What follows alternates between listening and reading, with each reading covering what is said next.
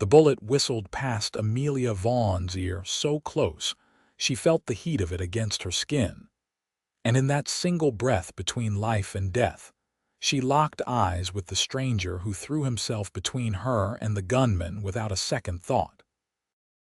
It was April 1883 in Seattle, Washington, and the muddy streets of the growing port city had transformed into a chaotic mess of construction, lumber mills, and opportunists trying to make their fortunes.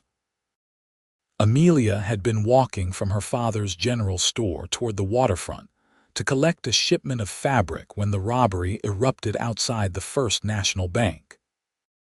The drifting cowboy, whose name she would learn was Fletcher Owens, had been tying his horse to the hitching post when he saw the masked men burst through the bank doors, and his instinct had been to protect rather than run. Fletcher's shoulder slammed into her midsection, taking them both down into the muddy street as gunfire cracked through the afternoon air. His body covered hers, solid and protective, and Amelia could feel his heart hammering against her back. The weight of him pressed her into the cold mud, but she had never felt safer. Above them, chaos reigned as the sheriff and his deputies exchanged fire with the robbers, and townspeople scattered in every direction, screaming and diving for cover. "Stay down," Fletcher growled in her ear, his voice rough as gravel but somehow reassuring. His breath was warm against her neck, and despite the terror of the moment, Amelia noticed the way her body responded to his proximity. The shooting lasted only minutes, though it felt like hours. When the silence finally settled over the street, broken only by the groans of a wounded deputy and the retreating hoofbeats of the surviving robbers, Fletcher slowly lifted himself off Amelia. He stood first, his hand extended down to her, and when their palms met, something electric passed between them. "You hurt, miss?" he asked, his gray eyes scanning her face with genuine concern. He was tall, lean in the way of men who spent their lives in the saddle, with sun-weathered skin and dark hair that fell past his collar. A few days' worth of stubble shadowed his jaw, and mud now streaked his worn denim pants and brown leather vest. "No, I am fine, thanks to you." Amelia accepted his help, rising on shaking legs. Her blue calico dress was ruined, covered in mud and street filth, but she was alive. She looked up at her rescuer, really looked at him, and felt her breath catch. He was handsome in a rough, unpolished way, but it was his eyes that captured her. They held depth and sadness, the eyes of a man who had seen too much and stayed nowhere long enough to forget it. "Fletcher Owens, madam," he said, tipping his hat despite the mud splattered across it. His manners surprised her. Most drifters who passed through Seattle were rough men with little use for courtesy. "Amelia Vaughn.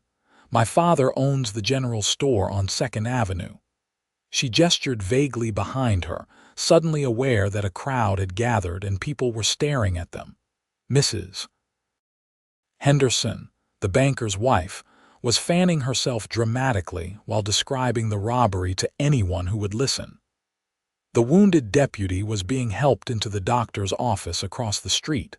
Fletcher's gaze followed hers to the deputy, and his jaw tightened. "Looks like they got away with it. For now," Amelia said. "Sheriff Morrison does not let criminals escape for long. He will organize a posse." Fletcher nodded, but something in his expression suggested he had little faith in posses and sheriffs. He began to turn away, clearly intending to leave, but Amelia found herself reaching out to touch his arm. The gesture surprised them both. "Wait," she said quickly. "You saved my life. The least I can do is offer you a hot meal and a chance to clean up. My father would want to thank you properly." Fletcher hesitated, and in that moment of indecision, Amelia saw the war being waged inside him. Part of him wanted to accept, wanted to stay, but another part was already planning his departure.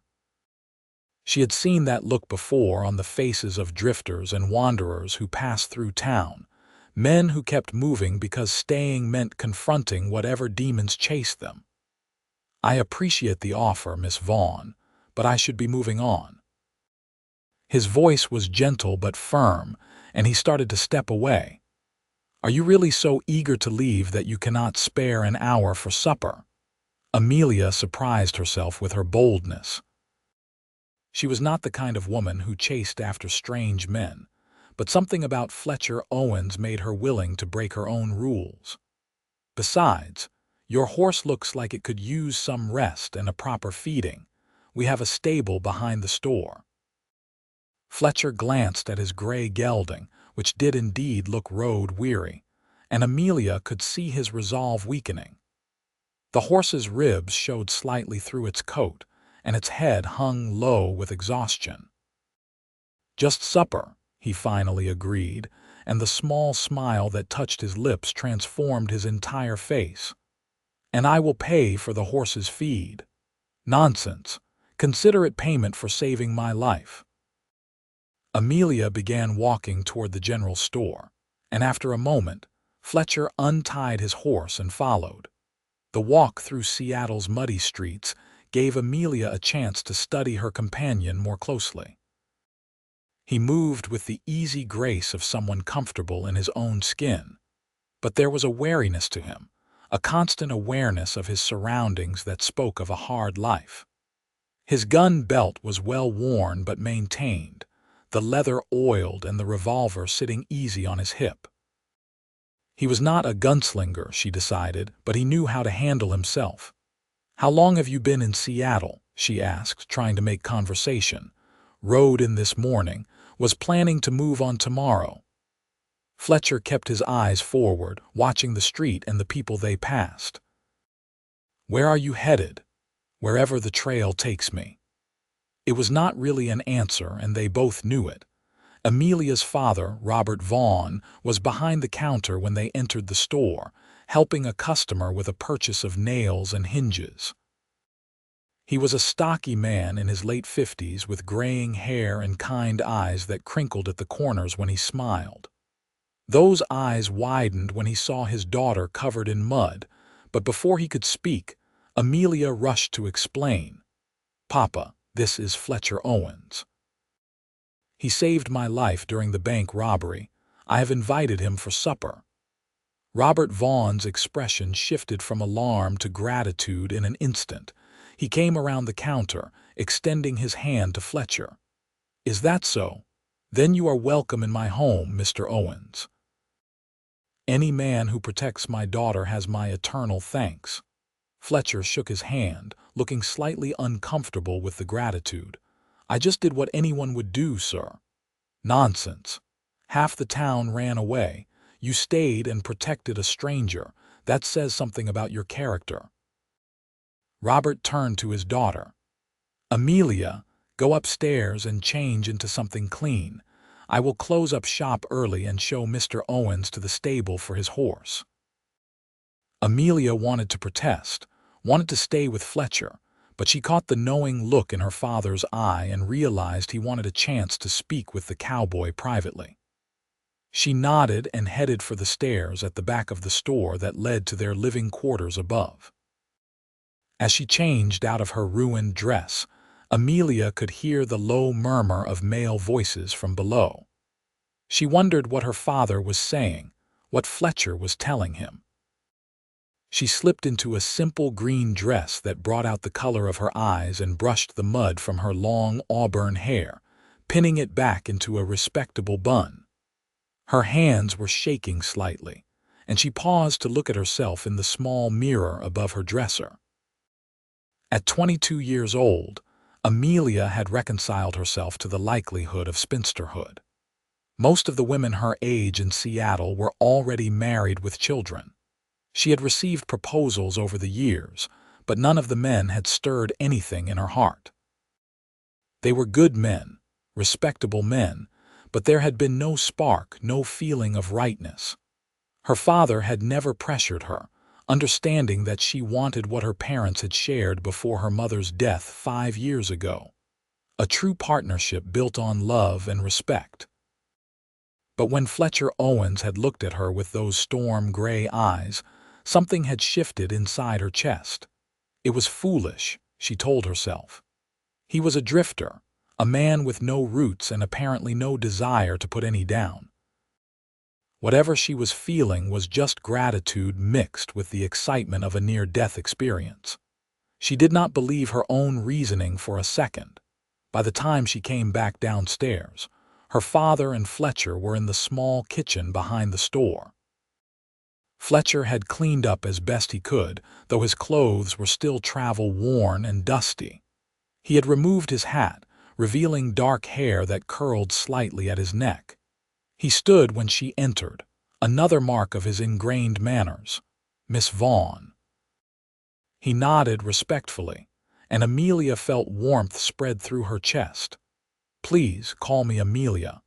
After you threw yourself on top of me in the mud, I think we can dispense with formalities." She meant it lightly, trying to ease the tension in his shoulders, and was rewarded with another of those rare smiles. Her father busied himself at the stove, where a pot of beef stew had been simmering since morning. The kitchen was small but comfortable, with a wooden table that Robert had built himself and 4 mismatched chairs. Amelia set out plates and utensils while Fletcher stood awkwardly, clearly unsure what to do with himself. "Sit, please," Amelia urged, gesturing to a chair. "You look like you have been riding for days." "Weeks, actually," Fletcher admitted, finally settling into a chair. "Been making my way up from California." "What brings you to Washington?" Robert asked as he ladled stew into bowls. The rich aroma filled the small kitchen, and Amelia saw Fletcher's eyes light up with genuine hunger. "No particular reason, just following the road." Fletcher's answer was evasive, but Robert did not press. He set the bowls on the table along with a plate of fresh bread. Amelia had baked that morning. They ate in companionable silence for a few minutes. Amelia watched Fletcher from beneath her lashes, noting the way he ate with barely controlled hunger, as if he had not had a proper meal in days. Probably he had not. Drifters lived on hardtack and jerky most of the time, sleeping under the stars and moving from town to town with no real destination.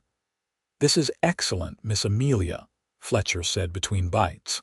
"Best stew I have had in longer than I can remember." "Amelia is a wonderful cook," Robert said proudly. "She runs the household and helps me with the store. I do not know what I would do without her." Amelia felt her cheeks warm at the praise. "Papa, you will embarrass me in front of our guest. It is only the truth." Robert turned his attention to Fletcher. "What kind of work do you do, Mr. Owens? You have the look of a man who knows his way around cattle." Fletcher nodded slowly. "I have done ranch work mostly. Hired on for cattle drives, worked spreads in Texas and Colorado. Some mining when the ranch work dried up. Whatever pays and keeps me moving." "Why keep moving?" The question slipped out before Amelia could stop herself, and she immediately regretted it when she saw Fletcher's expression close off.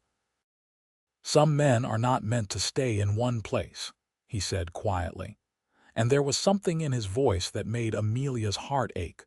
Robert, sensing the change in mood, steered the conversation to safer topics. He talked about Seattle's growth, how the town had exploded with the lumber industry and the arrival of the railroad. He mentioned that he was looking for someone to help with heavy work around the store, loading shipments and making deliveries to the outlying homesteads. "If you are staying in town for a bit, I could use the help," Robert said casually, though Amelia suspected there was nothing casual about the offer. Her father was trying to give Fletcher a reason to stay. Fletcher was quiet for a long moment, his spoon suspended halfway to his mouth. "I appreciate the offer, Mr. Vaughn, but I told your daughter I would be moving on tomorrow." "Did you have somewhere you needed to be?" Robert's question was gentle without judgment. "No, sir." Then what is one more day, or a week? The work is honest, the pay is fair, and you will have a roof over your head and regular meals. Robert leaned back in his chair, his expression open and friendly. Besides, you saved my daughter's life. I would rest easier knowing you were not back out on the trail living rough.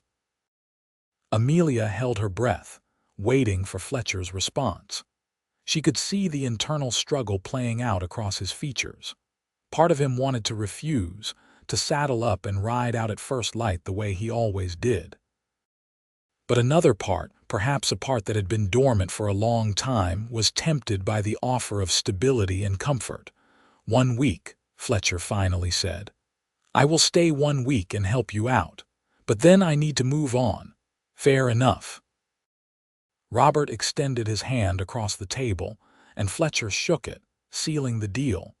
Amelia felt a flutter of excitement mixed with anxiety. 1 week was not much time, but it was more than she had expected. She caught Fletcher's eye and offered him a warm smile, which he returned somewhat hesitantly, as if he was not entirely sure he had made the right decision. After supper, Robert showed Fletcher to a small room at the back of the store that they occasionally rented to travelers. It was simple but clean, with a narrow bed, a washstand, and a window that looked out on the alley behind the building. Fletcher seemed almost overwhelmed by the simple comfort of it. Thank you, sir, he said to Robert. This is more than generous. It is nothing. You saved my daughter. This is the least I can do. Robert clapped him on the shoulder. Get some rest. We start early around here. After her father left, Amelia lingered in the doorway. She knew she should leave, that it was improper for her to be alone with Fletcher, but she found herself reluctant to go. Thank you for staying, she said softly, even if it is just for a week. Fletcher turned to face her, and in the lamplight his features softened. I am not used to kindness like this. It makes me nervous. Why? Amelia took a small step into the room, drawn by the vulnerability in his admission. He was quiet for a moment, seeming to struggle with how much to reveal. Because kindness makes you want to stay, and staying means putting down roots, and roots mean you have something to lose. Have you lost something, Fletcher? Amelia's voice was gentle, encouraging him to share whatever burden he carried. His jaw tightened, and for a moment she thought he would not answer. Then, quietly, he said, I had a family once, a wife and a little girl. Fever took them both one winter in Kansas. I was away on a cattle drive, did not even get to say goodbye. His voice cracked slightly on the last word, and Amelia felt tears prick her eyes. I am so sorry, she whispered, moving closer without thinking. She reached out and took his hand, squeezing gently. Fletcher looked down at their joined hands, his expression stunned, as if he had forgotten what human comfort felt like. After I buried them, I could not stay in that house in that town, so I started riding, and I have not stopped since. That was 4 years ago. 4 years is a long time to run from grief, Amelia said softly. She did not release his hand, and he did not pull away. I am not running. I am just moving. But the words sounded hollow even to him. There is a difference between moving forward and running away. Amelia looked up at him, her green eyes meeting his gray ones. Maybe Seattle is a place where you could finally stop running. Fletcher's thumb brushed across her knuckles, a gesture so gentle it made her breath catch. You are a dangerous woman, Amelia Vaughn. How so? Because you make me want to believe that. His voice was rough with emotion, and Amelia could see the war being waged in his eyes. He wanted to pull her close, she could sense it, but he was also terrified of the vulnerability that would require. Then believe it, she whispered. Stay longer than a week. Give yourself a chance to heal. Before Fletcher could respond, they heard Robert moving around in the kitchen, and Amelia reluctantly stepped back, releasing his hand. The spell was broken, but the connection remained, humming in the air between them. "Good night, Fletcher," she said, backing toward the door. "Good night, Amelia." The way he said her name, soft and careful, made her heart race. She forced herself to leave, climbing the stairs to her bedroom above the store. But sleep was a long time coming. She kept replaying the evening in her mind, the way Fletcher had protected her, the pain in his voice when he spoke of his lost family, the gentle brush of his thumb across her hand. She had known him for only a few hours, but already he occupied a space in her thoughts that no man had claimed before. In the small room below, Fletcher lay awake on the narrow bed, staring at the ceiling. He had broken his cardinal rule: never stay anywhere long enough to care. But Amelia Vaughn had looked at him with such compassion, such understanding, that his defenses had crumbled like old walls. 1 week, he told himself. He would stay 1 week, help Robert with the store, and then move on before his heart could betray him again. He had no idea that the next morning would change everything. Dawn broke gray and drizzly over Seattle, the kind of persistent rain that was common in the Pacific Northwest. Fletcher woke to the sound of rain drumming on the roof and the smell of coffee brewing. He dressed quickly, strapping on his gun belt out of habit, and made his way to the kitchen, where he found Robert already up and frying eggs. "Morning," Robert greeted him cheerfully. "Hope you slept well." "Better than I have in months," Fletcher admitted.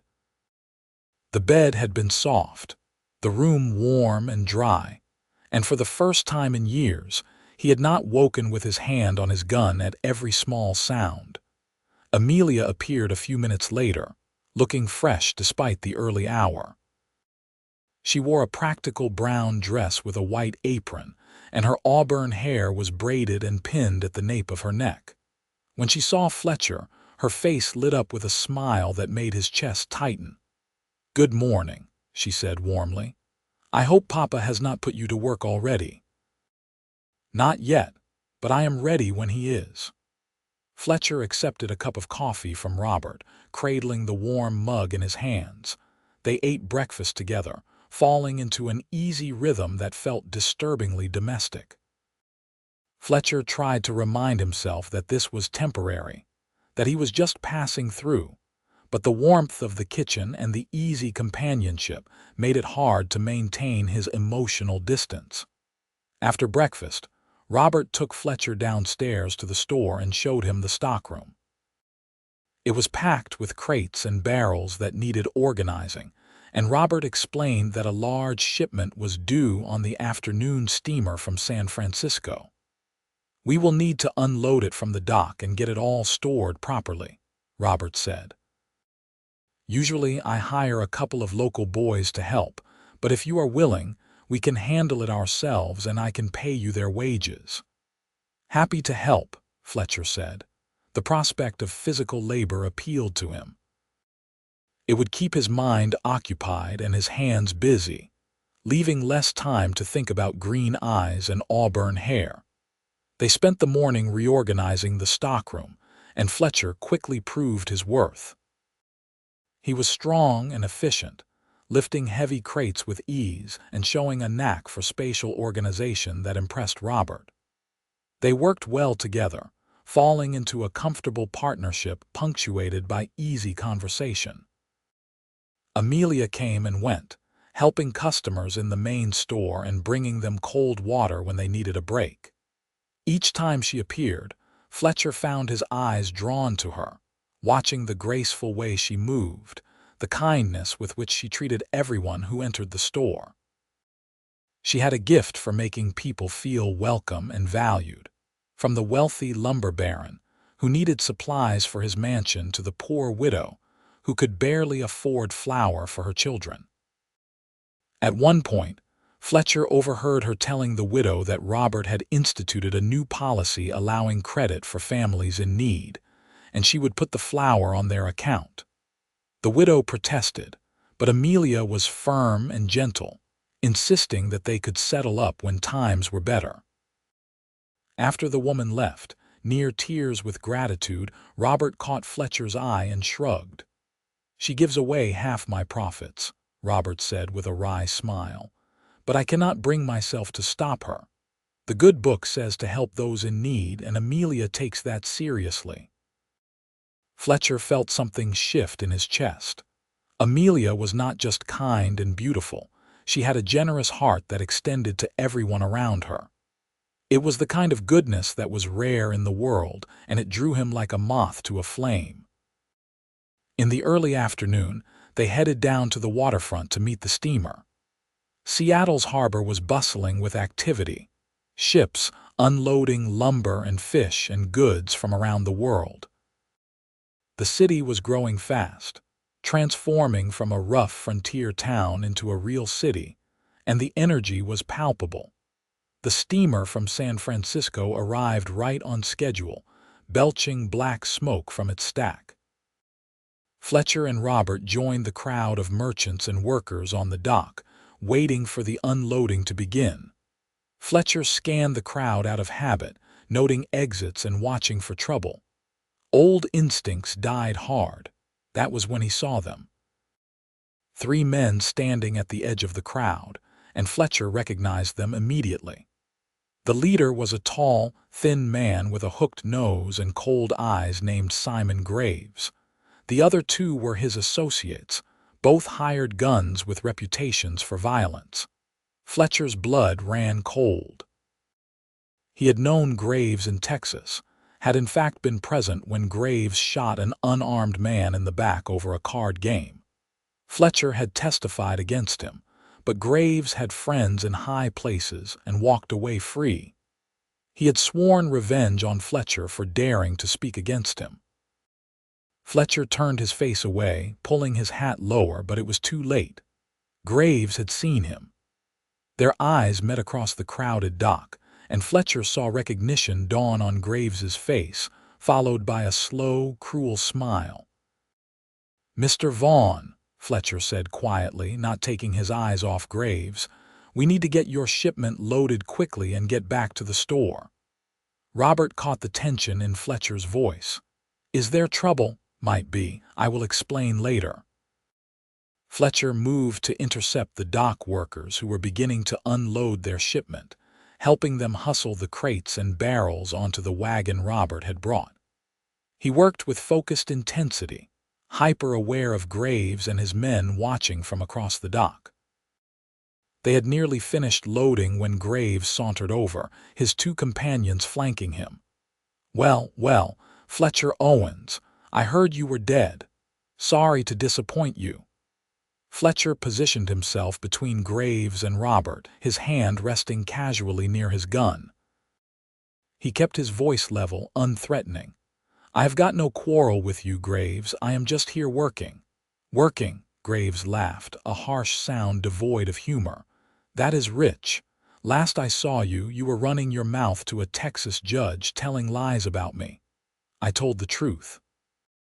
Not my fault if you did not like it." Fletcher's voice was steady, but inside, his mind was racing. He had to get Robert out of here before this escalated. "You cost me 6 months of my life in a cell before my lawyer got me out." Graves's hand hovered near his own gun, and his companions shifted restlessly. "I figured we would meet again someday. Looks like today is that day. Not here, not now." Fletcher kept his voice calm. "There are too many people around, and I've got a job to do. If you want to settle this, we can do it properly, but leave these innocent folks out of it." Robert had been listening with growing alarm. "Gentlemen, I do not know what happened between you in Texas, but there is no need for violence. If there is a dispute, we can take it to Sheriff Morrison and let the law handle it." Graves sneered at Robert. "This does not concern you, old man. This is between me and Owens. It concerns me when you threaten my employee on a public dock." Robert stood his ground, despite being clearly outmatched. "Now we have finished our business here and will be on our way." Fletcher admired the older man's courage, but he also knew it could get them both killed. Graves was a killer, pure and simple, and he did not care about collateral damage. "1 week," Graves said suddenly, backing off but keeping his cold eyes on Fletcher. "I will give you 1 week to settle your affairs. Then we meet at dawn outside of town and finish this properly. You do not show up, I will come for you and everyone you know." It was a threat and a promise, and Fletcher understood the implication.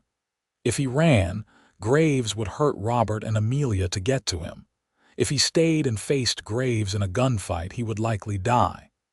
Graves was fast, very fast, and he had killed more men than Fletcher could count. 1 week, Fletcher agreed.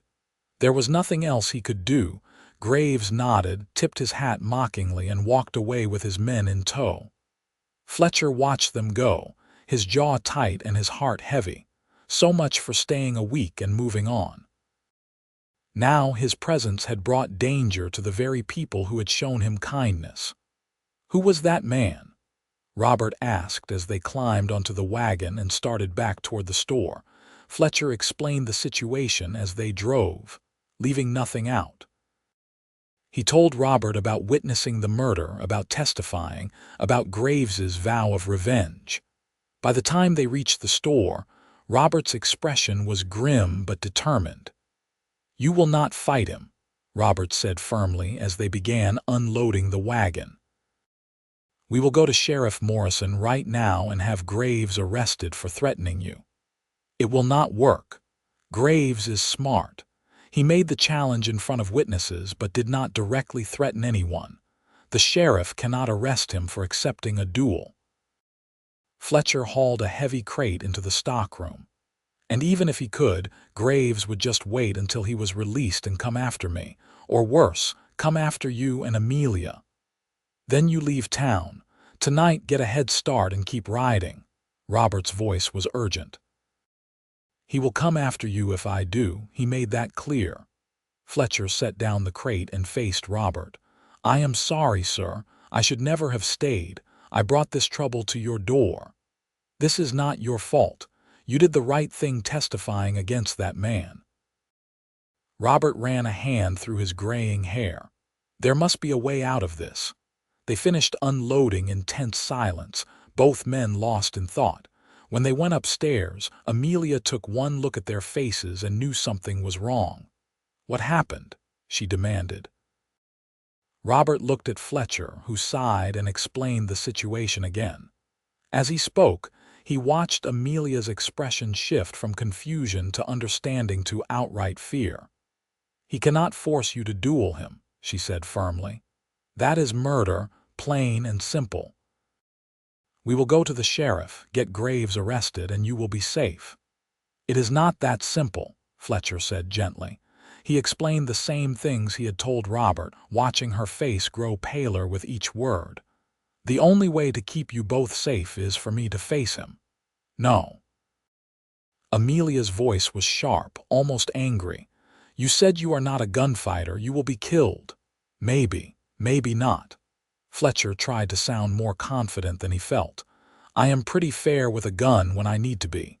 Pretty fair is not good enough against a man like that." Amelia turned to her father. "Papa, tell him he cannot do this. I already tried." Robert looked between his daughter and Fletcher, seeing something there that made his expression soften. "But I think Mr. Owens has made up his mind. Then I will talk to Sheriff Morrison myself." Amelia was already untying her apron. "There has to be a law against this." "There is not really," Fletcher said. "Dueling is technically illegal, but if two men agree to settle a dispute with guns, the law usually looks the other way.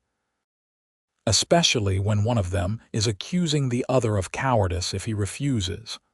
Amelia's eyes filled with tears, but she blinked them back furiously. "This is not fair. You finally stopped running, finally found a place where you could rest, and now this monster from your past shows up and wants to kill you." Her words struck Fletcher hard. She was right. For the first time in 4 years, he had allowed himself to imagine a different future, one where he stayed in Seattle and built a life.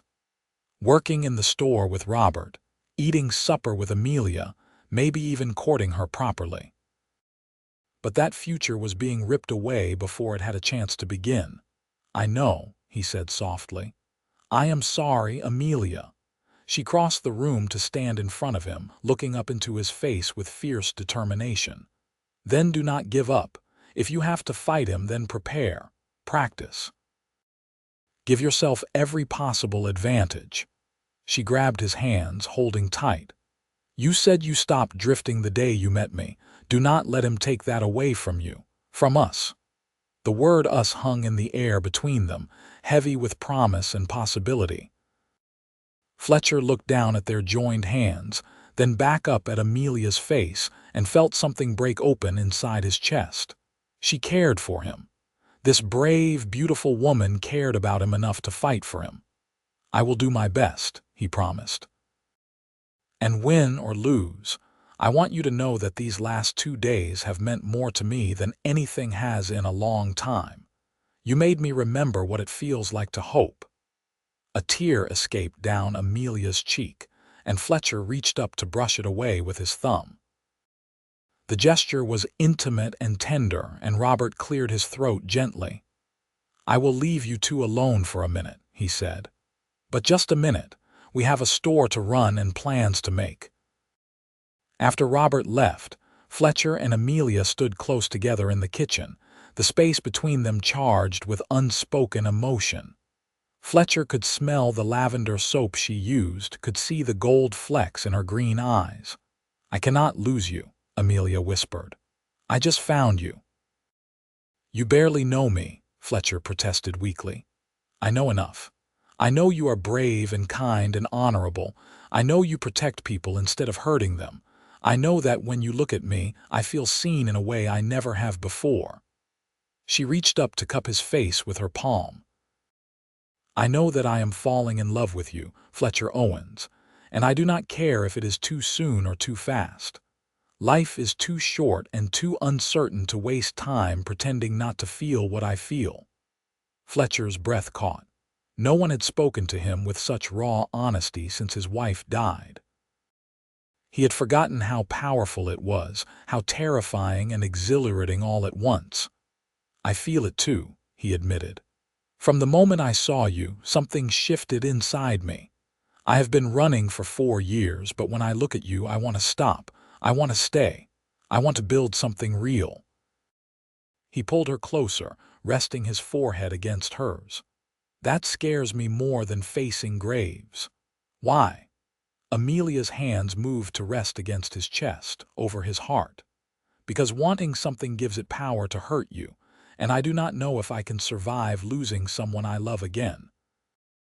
"You will not lose me," Amelia said fiercely. "And I will not lose you. We will find a way through this." Fletcher kissed her then, unable to resist any longer. It was soft and sweet and full of longing, a promise of what could be if they survived the next week. Amelia melted into him, her arms wrapping around his neck, and for a few precious moments the rest of the world fell away. When they finally broke apart, both breathless, Fletcher rested his chin on top of Amelia's head and held her close.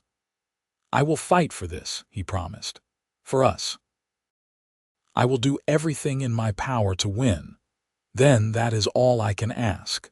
Amelia pulled back slightly to look up at him. "And I will do everything in my power to help you." Over the next few days, Fletcher threw himself into preparation.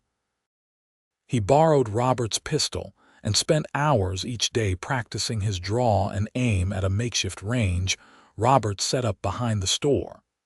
He was rusty, having not needed his gun for anything beyond hunting in years, but the old skills came back gradually. Amelia watched him practice, her heart in her throat every time he pulled the trigger. She brought him water and food, encouraged him when frustration made him want to quit, and held him at night when the nightmares came.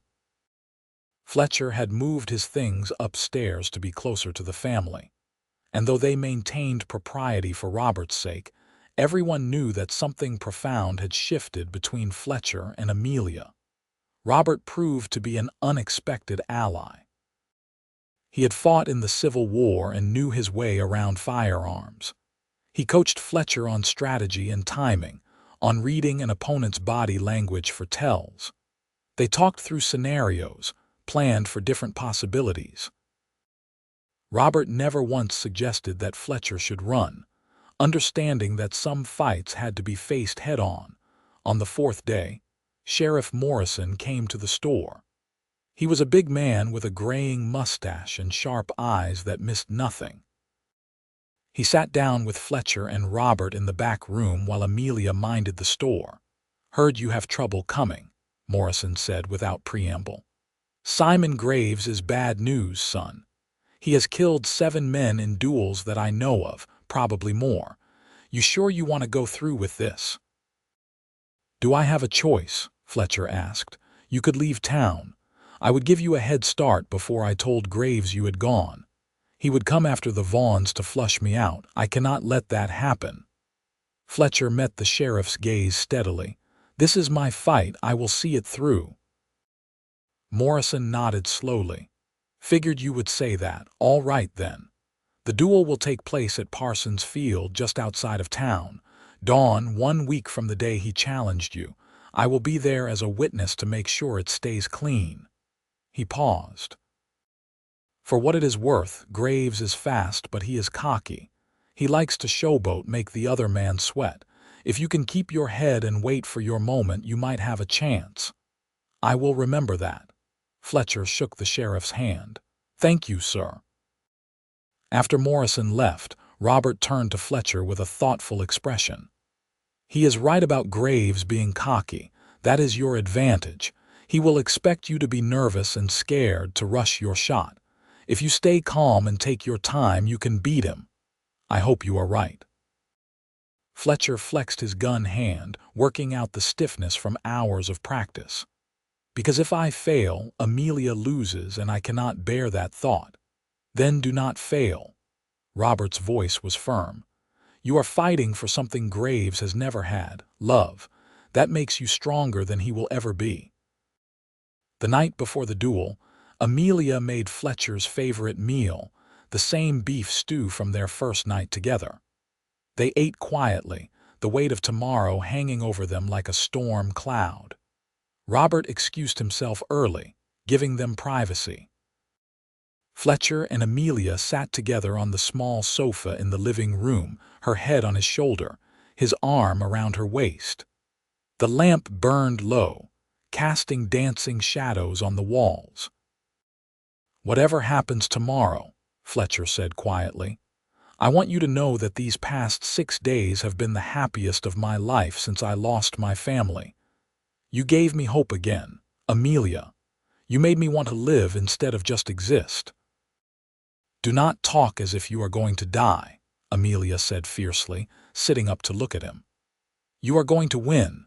You are going to come back here, and we are going to build a life together. We are going to get married and have children and grow old running the store. That is what is going to happen." Fletcher smiled at her certainty, wishing he could share it. "I want that more than anything. But if something goes wrong, if Graves is faster, I need you to promise me you will move on eventually. You will find someone else who deserves you and let yourself be happy." "Stop it." Amelia's eyes blazed. "I will not listen to this. You are going to survive. I will not accept any other outcome." Fletcher pulled her back into his arms, kissing the top of her head.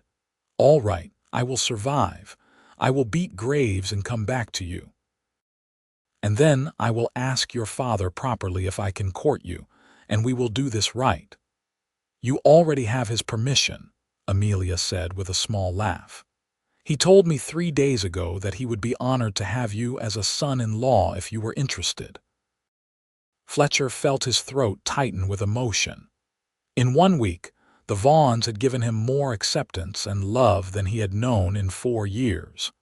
They had become his family, and he would fight with everything he had to keep them.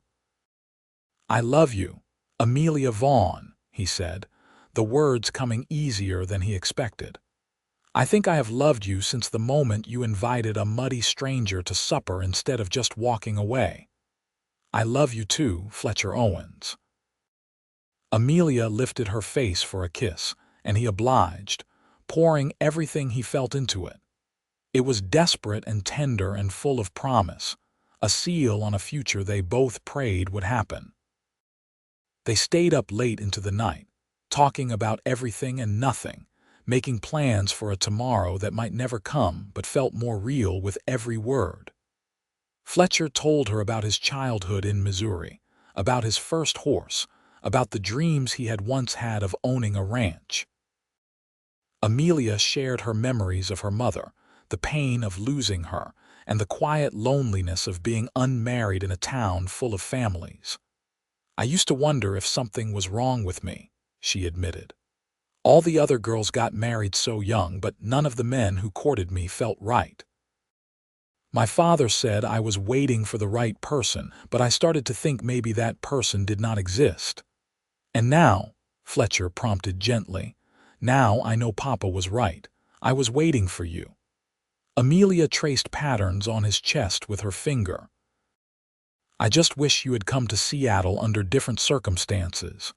If Graves had not shown up, I would have left after a week like I planned," Fletcher pointed out. "His threat is what made me realize I could not walk away from you." "Then I suppose I should thank him," Amelia said dryly. "Right before you shoot him." Fletcher laughed despite the gravity of the situation. Amelia had a way of finding humor in the darkest moments, and he loved that about her. Eventually, exhaustion claimed them both. Robert had to wake Fletcher before dawn, shaking his shoulder gently. "It is time, son." Fletcher dressed slowly, methodically, checking his gun and making sure everything was in order. His hands were steady, his mind clear. He had faced death before, and he would face it again today with as much courage as he could muster. Amelia was waiting in the kitchen, pale but composed. She handed him a cup of coffee and a piece of bread, though Fletcher's stomach was too tight to eat much. Robert was already dressed, his own gun belt strapped on. "You are not coming," Fletcher said firmly to Amelia. "I do not want you to see this." "I am coming," she replied just as firmly. "You are fighting for us, and I will not hide like a coward while you risk your life. I will be there, and my face will be the last thing you see before you face him. That way you will remember what you are fighting for." Fletcher wanted to argue, but he could see it would be useless. Amelia Vaughn was the most stubborn woman he had ever met, and it was one of the things he loved about her. The ride to Parsons Field seemed to take both forever and no time at all. The sun was just beginning to lighten the eastern sky, painting the clouds pink and gold. It was going to be a beautiful day, Fletcher thought distantly. A good day to live, or die. Graves was already there with his 2 men, looking relaxed and confident. Sheriff Morrison stood off to one side with a doctor, ready to tend to whoever survived. A small crowd had gathered despite the early hour, word having spread about the duel. Fletcher recognized several faces from the store, people who had come to consider him a friend over the past week. Fletcher dismounted, handing his horse's reins to Robert. He turned to Amelia, memorizing her face, the way the dawn light caught in her auburn hair and made her green eyes glow. "I love you," he said softly, for her ears alone. "No matter what happens, remember that." "You are coming back to me," Amelia insisted, gripping his arms. "Promise me, Fletcher." "I promise I will fight with everything I have." It was the best he could offer, and she had to accept it. She pulled him down for one last kiss, fierce and desperate, and then released him. Fletcher walked to the center of the field where Sheriff Morrison waited. Graves sauntered over from the other side, that same cruel smile on his face. "Glad you showed up, Owens," Graves said. "Would have been a shame to have to hunt you down and hurt your new friends." "Let us get this over with," Fletcher replied evenly. He would not let Graves bait him into anger. Anger made you sloppy, and he needed every advantage he could get. Morrison laid out the rules. They would stand back to back, walk 10 paces, turn and fire. The duel would continue until one man was down or unable to continue. Keep it clean, gentlemen, Morrison finished. Any early shooting and I will arrest the survivor for murder. Fletcher and Graves stood back to back. Fletcher could feel the other man's body heat through their shirts, could hear his breathing. His own heart was surprisingly calm, beating steady and strong. He thought of Amelia, of the life they could build together, and let that hope fill him. "Begin," Morrison called. Fletcher walked, counting each pace carefully. 1, 2, 3. He could hear Graves moving in the opposite direction. 4, 5, 6. The world seemed to slow down, every detail sharp and clear. 7, 8, 9. His hand hovered near his gun, muscles relaxed but ready. 10. He turned. Graves was already spinning, his draw lightning fast. Fletcher's body reacted on instinct, his hand flashing to his gun. For a heartbeat, time seemed to stop. He saw Graves's gun coming up, saw the other man's finger tightening on the trigger. Fletcher drew and fired in one smooth motion, not aiming consciously, but letting his body do what it had been trained to do. The two shots came so close together they almost sounded like one. Fletcher felt something tug at his side, a hot burning sensation, but he did not fall. Graves stood frozen for a moment, his gun still raised, and then a red stain began to spread across his chest. His knees buckled and he went down, his gun falling from nerveless fingers. Fletcher remained standing, his own gun still pointed at where Graves had been. Smoke curled from the barrel. It took a moment for reality to crash back in, and then he heard Amelia screaming his name. She ran across the field, Robert close behind her, and threw herself at Fletcher. He caught her with his free arm, his gun still in his other hand, unable to quite believe he was alive. "You are bleeding," Amelia gasped, pulling back to look at his side. The bullet had grazed his ribs, painful but not serious. Blood soaked his shirt, but Fletcher knew he had been incredibly lucky. "I am all right," he managed. "It is just a scratch." The doctor was with Graves, but it was clear there was nothing he could do. Graves had taken Fletcher's bullet right through the heart. He died there in Parsons Field as the sun rose over Seattle, and Fletcher felt nothing but relief. Sheriff Morrison came over, inspecting Fletcher's wound. "You will live. That was some fine shooting, son. Fastest draw I have seen outside of Kansas." "It was luck," Fletcher said honestly. His legs were starting to shake with delayed reaction. "It was skill and courage," Morrison corrected. "Graves was a killer, and you took him down fair and square. No one will fault you for that." Robert helped Fletcher back to the wagon while the doctor bandaged his side. The bullet had carved a shallow furrow across his ribs but had not penetrated deeply. It would hurt for a while and leave a scar, but Fletcher would recover fully. Amelia sat pressed against his side for the whole ride back, her arm around his waist, as if afraid he would disappear if she let go. Fletcher leaned into her, exhausted and relieved and grateful beyond measure. Back at the store, Amelia insisted on rebandaging his wound herself, her hands gentle but thorough. Fletcher sat shirtless on a chair in the kitchen while she worked, watching her face. She was so beautiful it made his chest ache, and he reached up to brush a strand of hair from her cheek. "I told you I would come back," he said softly. "You did. You kept your promise." Amelia tied off the bandage and then, unexpectedly, burst into tears. All the fear and tension of the past week came pouring out, and Fletcher pulled her into his lap, holding her while she sobbed against his shoulder. "It is over," he murmured, stroking her hair. "I am safe. We are safe. It is over." Eventually, her tears subsided into hiccups, and she lifted her head to look at him. "I was so scared," she admitted. "I kept thinking about what my life would be like if you died, and I could not bear it. But I did not die. I am here, and I am not going anywhere." Fletcher cupped her face in his hands. "I am done drifting, Amelia. Seattle is my home now. You are my home. You mean it. You are going to stay. If your father still wants me working in the store, if you still want me courting you properly." Fletcher managed a smile despite the pain in his side. "I know I come with a lot of baggage, but I promise I will spend the rest of my life making you happy if you will let me." "Yes," Amelia breathed. "Yes to all of it.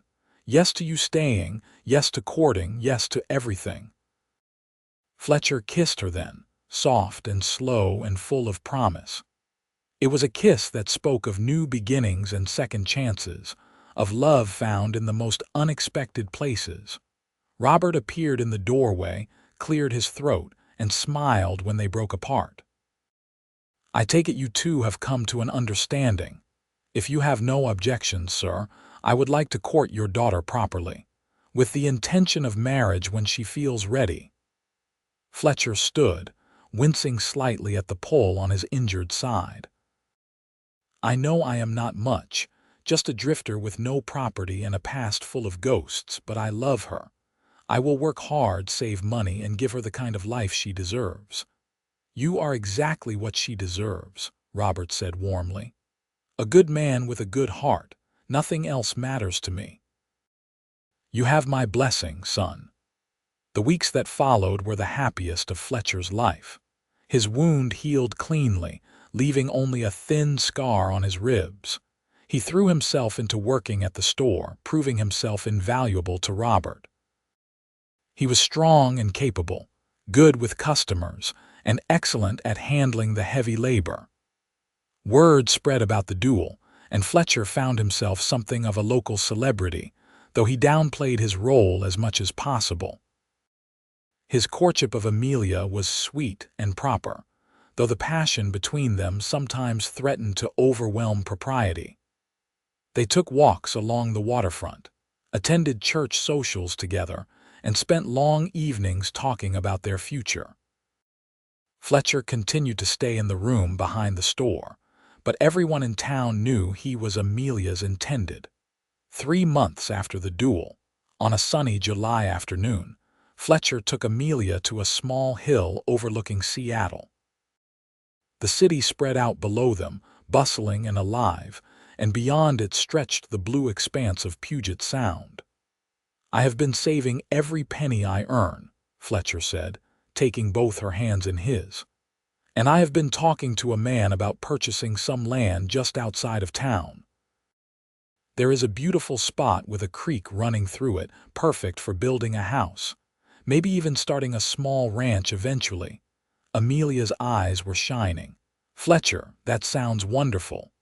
I was hoping you would think so." "Because I am trying to ask you something important, and I am making a mess of it." Fletcher laughed nervously and dropped to one knee. "Amelia Vaughn, I came to Seattle as a drifter with no purpose and no hope. You changed everything. You gave me a reason to stop running and start living.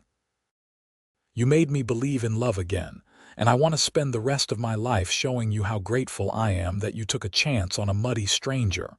Will you marry me?" "Yes." Amelia pulled him to his feet and threw her arms around his neck. "Yes, yes, 1,000 times yes." Fletcher kissed her thoroughly, not caring who might see them. When they finally broke apart, both breathless and laughing, he pulled a simple gold ring from his pocket. It had belonged to his mother, one of the few possessions he had kept through all his wandering. "It is not fancy," he said, slipping it onto her finger. "But it has been in my family for 3 generations. My mother gave it to me before she died and told me to give it to the woman who captured my heart. I think she would have loved you." Amelia looked at the ring through tears, then up at Fletcher. "It is perfect. You are perfect. I cannot wait to be your wife." They were married in September, a simple ceremony in the small church with most of the town in attendance. Amelia wore her mother's wedding dress, altered to fit her, and carried wildflowers from the hills around Seattle. Fletcher wore a new suit that Robert had insisted on buying, and when he saw Amelia walking down the aisle toward him, his eyes filled with tears. The minister pronounced them husband and wife, and when Fletcher kissed his bride, the congregation erupted in applause and cheers. They had a celebration at the store with food and dancing and well wishes from everyone they knew. Sheriff Morrison gave a toast about courage and second chances, and Robert cried openly as he welcomed Fletcher officially into the family. That night, Fletcher carried Amelia across the threshold of the small house he had been building on the land he had purchased. It was modest but solid, built with his own hands over the past 3 months with help from Robert and some of the townsmen. There was a bedroom, a kitchen, a living area, and space to expand as their family grew. "Welcome home, Mrs. Owens," Fletcher said, setting Amelia down gently. "It is perfect," Amelia breathed, looking around at the simple but comfortable space. Fletcher had made most of the furniture himself, sturdy pieces that would last for years. "It is ours." They consummated their marriage that night, coming together with tenderness and passion, learning each other's bodies and hearts. Fletcher marveled at the miracle of it, that this incredible woman had chosen him, had seen past his broken pieces to the man he could be. In the morning, wrapped in each other's arms as dawn light filtered through the window, Amelia traced the scar on Fletcher's ribs. "Does it still hurt?" she asked softly. "Sometimes when the weather changes, but it is a good reminder." Fletcher captured her hand and kissed her fingers. "It reminds me of what I almost lost and what I fought for. Every time I look at it, I will think of you." "That is oddly romantic," Amelia said with a smile. She propped herself up on one elbow to look down at him. "Are you happy, Fletcher? Truly happy?" "Happier than I ever thought I would be again," he replied honestly. "I spent 4 years running from grief, convinced that happiness was something that happened to other people. But you taught me that the best way to honor the people we have lost is to keep living, to find joy again. I will always love and remember my first family, but you are my future, Amelia. You and whatever children we might have. This is where I belong." Tears gathered in Amelia's eyes. "I love you so much. I love you too. More than words can express." Fletcher pulled her down for a kiss that quickly deepened, and they lost themselves in each other once more.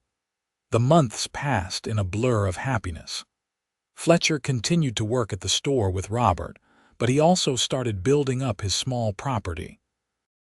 He acquired a few head of cattle, built a small barn, and began the slow process of turning his dream of a ranch into reality. Amelia helped her father at the store during the day and came home in the evenings to the house that smelled of fresh wood and Fletcher's cooking. He had insisted on learning to cook properly so he could share the burden of household work with her. In the spring, Amelia discovered she was pregnant. Fletcher's joy was tempered by fear at first, memories of losing his daughter making him anxious. But Amelia was strong and healthy, and the doctor assured them everything looked good. Fletcher became even more protective, fussing over her until she laughed and told him she was pregnant, not made of glass. Their son was born in early December, just as the first snow began to fall on Seattle. The labor was long and difficult, and Fletcher paced outside the bedroom door, praying harder than he had in years. When he finally heard the baby's cry, he burst into the room to find Amelia exhausted but beaming, holding a red-faced infant. "Meet your son," she said softly, and Fletcher approached on shaking legs. He had been terrified that holding the baby would bring back the pain of losing his daughter, but instead, he felt only overwhelming love and gratitude. This was not a replacement for what he had lost, but a new chapter, a new beginning. "He is perfect," Fletcher whispered, touching one tiny hand. The baby's fingers wrapped around his, and Fletcher felt his heart expand impossibly. "What should we name him?" "I was thinking Robert after my father," Amelia suggested, "and maybe Fletcher for a middle name so he has part of both of us." Robert Fletcher Owens. Fletcher tested the name and smiled. I like it. Your father will be honored. Robert Vaughn was indeed honored, and he proved to be a devoted grandfather.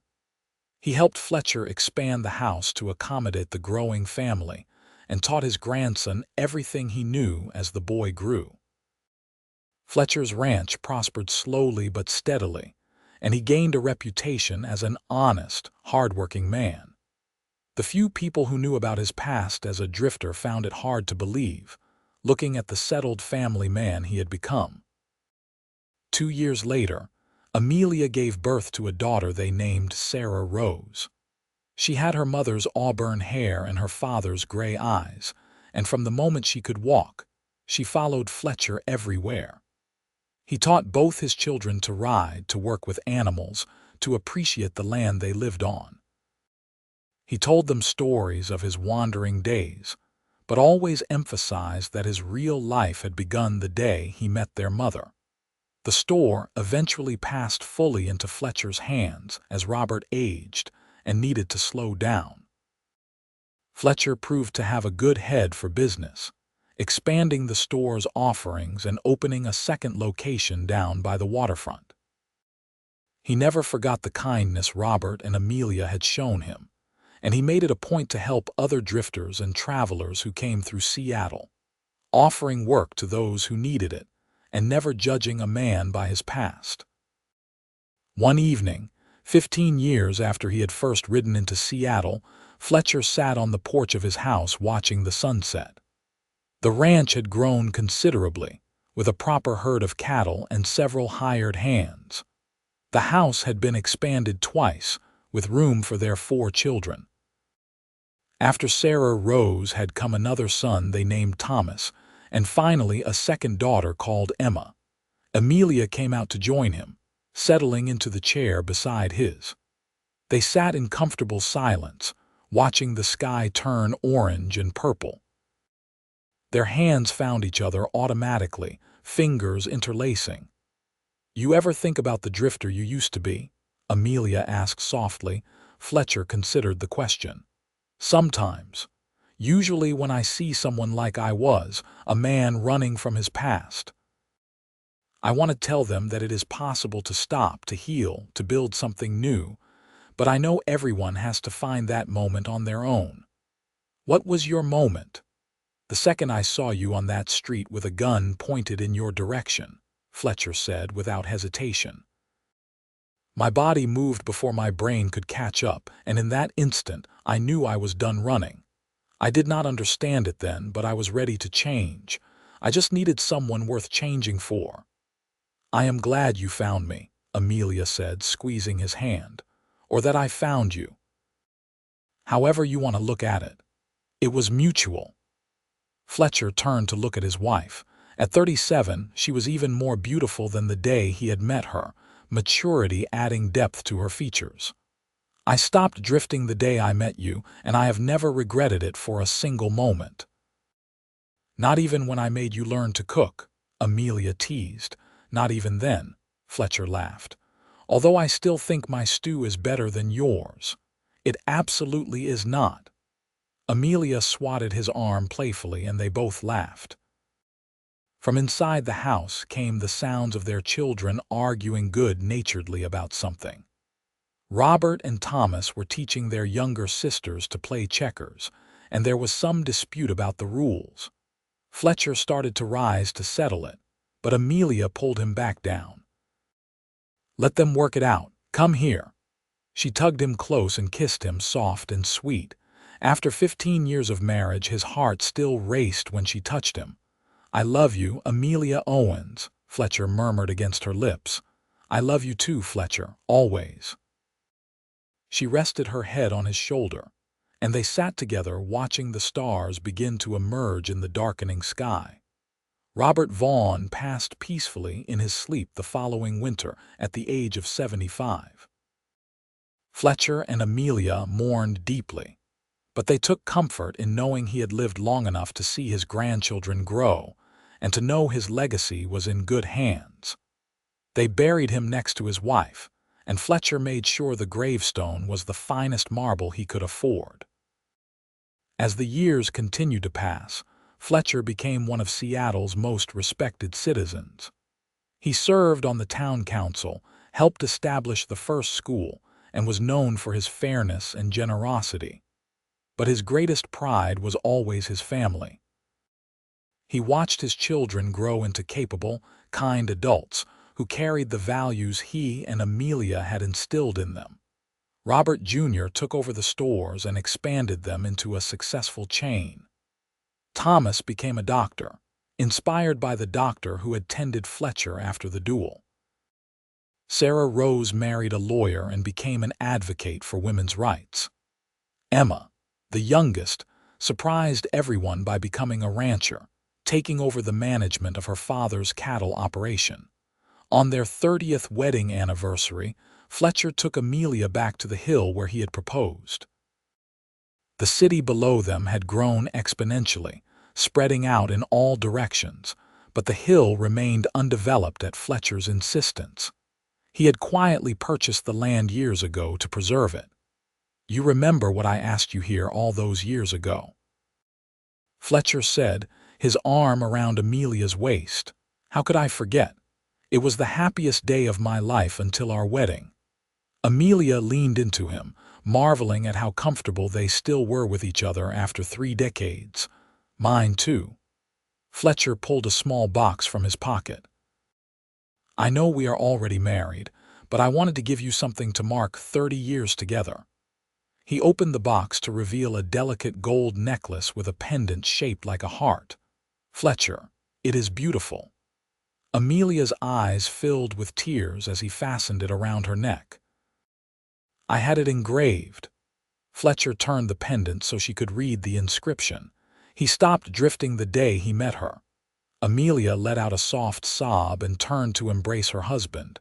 "You are the most romantic man alive. Only with you." Fletcher held her close, breathing in the familiar scent of her hair. "You made me who I am, Amelia. Every good thing in my life started the moment you refused to let me walk away. You saw something in me worth saving and you fought for it, for us." "We fought for each other," Amelia corrected. "And we built something beautiful together. 4 amazing children, a successful business, a home full of love. No matter what challenges came our way, we faced them together. And we always will." Fletcher kissed her forehead. "For however many years we have left, I am yours. Completely and forever." They stayed on that hill until the sun set, talking about their life together, remembering the good times and the hard times and planning for whatever future remained. When darkness fell and the lights of Seattle began to twinkle below, they walked back to their ranch hand in hand, the same way they had done everything for 30 years. Fletcher lived to the age of 72, having spent 43 years as a devoted husband, father, and pillar of the Seattle community. When pneumonia finally claimed him one harsh winter, he died in the bed he had built with his own hands, surrounded by Amelia and their children. His last words were for his wife. "Thank you for seeing me," he whispered, his weathered hand clutching hers. "Thank you for making me stop. Thank you for staying," Amelia whispered back through her tears. "I love you, Fletcher Owens. I will love you forever." He smiled, squeezed her hand one last time, and closed his eyes. The drifting cowboy who had wandered aimlessly for 4 years had spent the rest of his life exactly where he belonged, and he died knowing he was deeply loved. Amelia lived another 8 years, long enough to meet several of her great-grandchildren. She never remarried, telling anyone who asked that she had already found her soulmate and one lifetime with him was worth more than 100 with anyone else. She ran the businesses with their children's help, maintained the ranch, and kept Fletcher's memory alive through stories and love. When she finally joined him, she was buried beside him on the ranch they had built together. The gravestone reads simply, "Fletcher and Amelia Owens." He stopped drifting the day he met her, together forever. Their children and grandchildren continued the legacy they had built, and the Owens name became synonymous with integrity and kindness in Seattle. The store remained in the family for 3 generations, and the ranch operated for nearly a century. But more than the material success, Fletcher and Amelia's greatest legacy was the love they had shared and the example they had set. They had proven that it was never too late to change, never too late to open your heart to love again. Fletcher had been a drifter who thought he was beyond redemption, and Amelia had been a woman who refused to settle for anything less than true love. Together, they had built a life that was richer and fuller than either could have imagined. On the hill where Fletcher had proposed, the city of Seattle eventually erected a small park with a plaque commemorating the Owens family and their contributions to the community. Couples came there to propose, families came to picnic, and people came to remember that love, when it is real and fought for, can transform everything. The story of the homesteader's daughter and the drifting cowboy became a local legend, passed down through generations. Some details were embellished, others forgotten, but the heart of the story remained true. A man running from his past met a woman who made him want a future, and together they built something that lasted beyond their lifetimes. It was a simple story, really. A tale as old as the West itself. But it was also uniquely theirs, a testament to the power of second chances and the courage it takes to stop running and start living. Fletcher had stopped drifting the day he met Amelia, and in doing so, he had found not just a home, but a reason to hope, to love, and to believe in happiness again. Their love story proved that sometimes the best journeys end exactly where they are supposed to begin, and that home is not a place, but a person who sees you, accepts you, and loves you exactly as you are. Fletcher and Amelia had found that in each other, and their love had rippled outward, touching everyone around them and leaving the world a better place than they had found it. And on quiet evenings in Seattle, when the sunset painted the sky in shades of gold and purple, some people swore they could see 2 figures standing on that hill overlooking the city, holding hands and watching the world go by together, just as they had for 43 years.